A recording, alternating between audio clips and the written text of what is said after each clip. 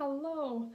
So, I decided that I feel less awkward when I'm talking to a camera or my phone if I'm doing something. So, I decided to do like a nighttime routine, which I'm going to be honest is not going to be a whole lot, but it's something to do while I just talk about random teacher things.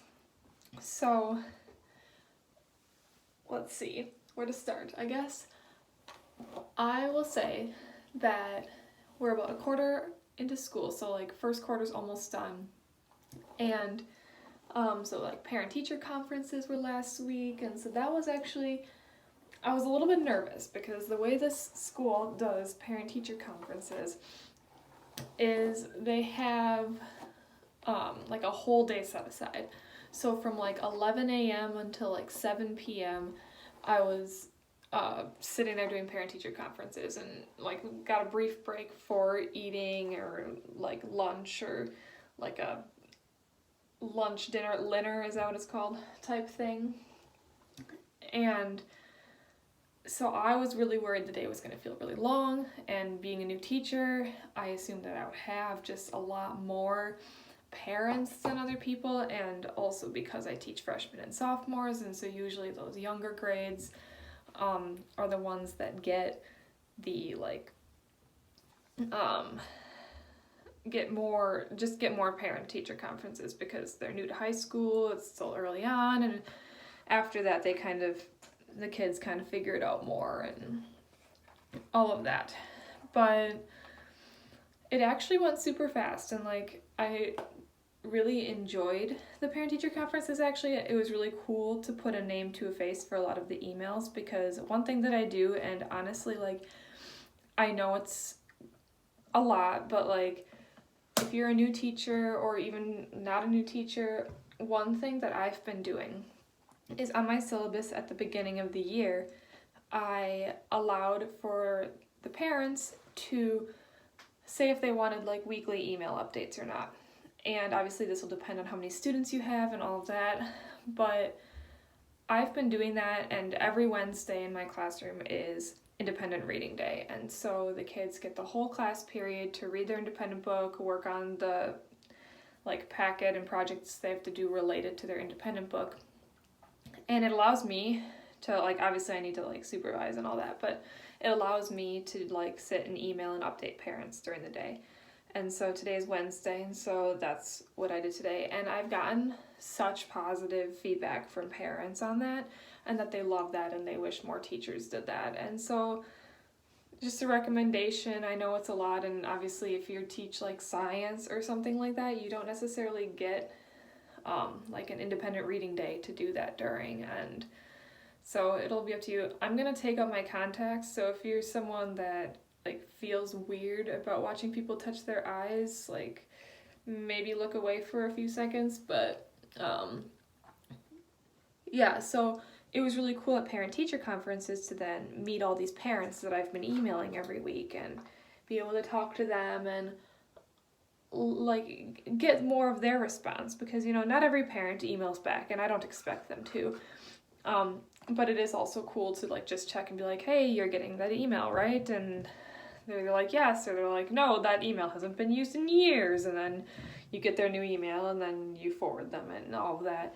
But it actually went so fast, it was so fun, it was so like overwhelmingly positive, and I feel like there's so many times that like parents and teachers just get like pitted against each other, and like that's not to say there's never parents that are like difficult to communicate with or anything like that, but I mean ultimately when it comes down to it, like there's no reason that like there needs to be a lot of disagreement. Like ultimately when it comes down to it, you as a teacher and the parents are on, like you both want what's best for your child in an ideal world.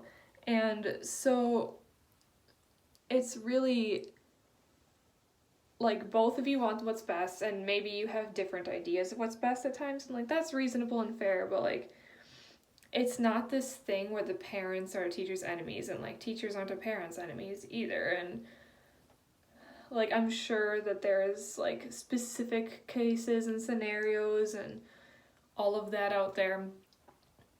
But it's just so important to remember as a teacher having conferences with parents that, like, even that parent that seems like they're being kind of difficult and whatever, like, just because they're questioning what you do doesn't mean that, like, they don't want what's best for their kid just like you do, and that it's not a bad thing to explain why you're doing what you're doing. And I feel like that's actually really good for you as a teacher to have to explain why you're doing what you're doing sometimes, even if it's ends up just being for yourself to be like, well, why am I doing this? Is this really gauging their learning? Is it being representative of their learning?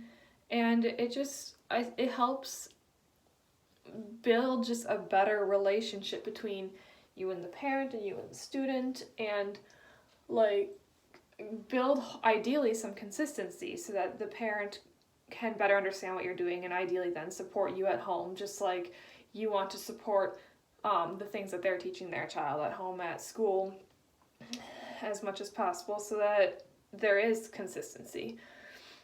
And so I think that is something that is easy to forget, especially because, like, parents aren't in the classroom every day, and it's easy to, like, talk about things when you're not in there every day.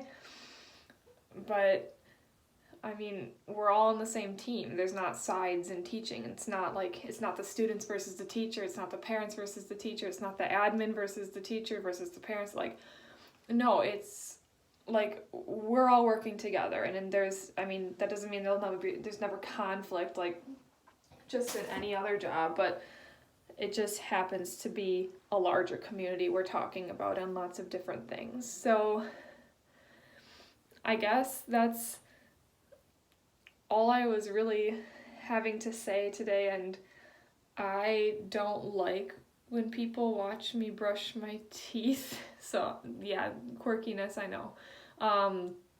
So I'm not gonna do that on camera.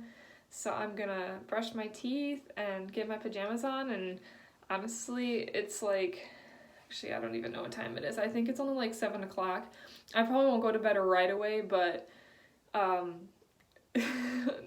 I guess, like, I think I went to bed at like 8:30 one night this week, so I guess that's the true nighttime routine of a teacher, is simple, fast, and what gets me some shut-eye the fastest, so I can get up early and do it all again and be the best I can be for the kids, the parents, and just everyone, and myself. So thanks for watching if you are, and I hope you have a good night.